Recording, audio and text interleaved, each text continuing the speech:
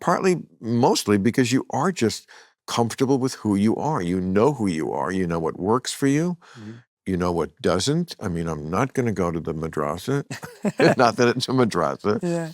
By the way, did they ever have, so that 3 years, there was no like break where like you get a week off? I would travel up to different monasteries. So I wasn't just there. We would go to Europe.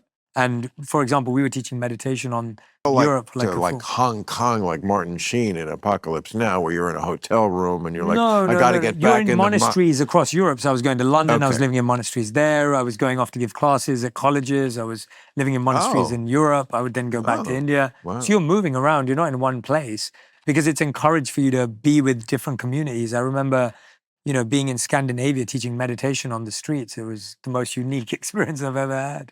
People were so open and excited to learn. It was pretty remarkable. So so your decades, you've only had basically... I'm 37. Right. So you've had basically three decades to assess. And they are, like I said, even though they're very different for you. Yes, very different. Like, very right? different. Okay. Yeah. So what do you think the 40s decade is going to be? What's going to be your assessment of that when you come to the end of that one? I definitely know from a health point of view, when you were saying in the 50s, you learned what you could and couldn't do. Yeah. At least now I know that the magical decade to solve it is 35 to 45. That's like the time when you can really reverse aging and start that process. So I'm definitely focused on that from a health point of view. Wow. I hope that I can do that. That's a big priority. Gulp, I missed that one. Yeah, that's a big priority for me, for sure. I missed that completely. Yeah, no, I'm grateful. That's what I'm saying. I think these conversations are being talked about more. I'm getting the fortune on my podcast to sit down with the greatest minds in health and wellness every single week. I know what you're referring to there. They recently discovered, or at least it was in the news recently, that aging doesn't happen completely year by year. It happens sort of in jumps.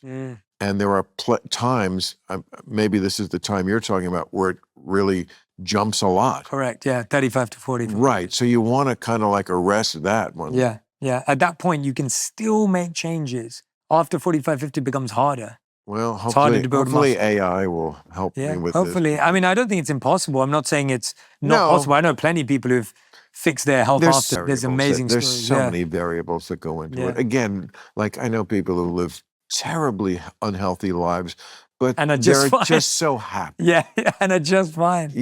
I know people who've lived their lives perfectly healthily and died early, and people who have abused their bodies. I'm so glad I did.